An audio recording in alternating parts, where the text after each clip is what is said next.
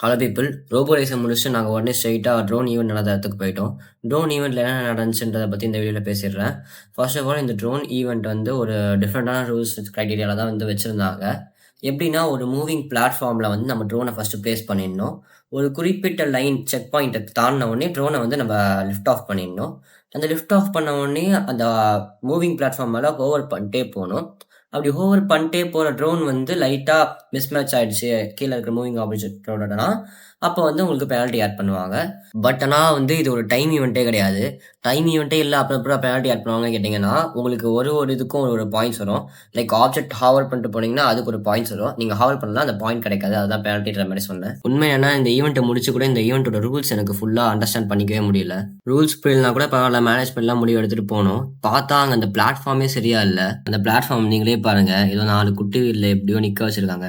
அந்த போர்ட் வெயிட்டே அது தாங்காது. அந்த பிளாட்ஃபார்மே ஒரு மாரி அன்ஸ்டேபிளா தான் இருந்துச்சு. அத அவங்களால ஓட்டவும் முடியல, எப்படியோ கண்ட்ரோலும் பண்ண முடியல.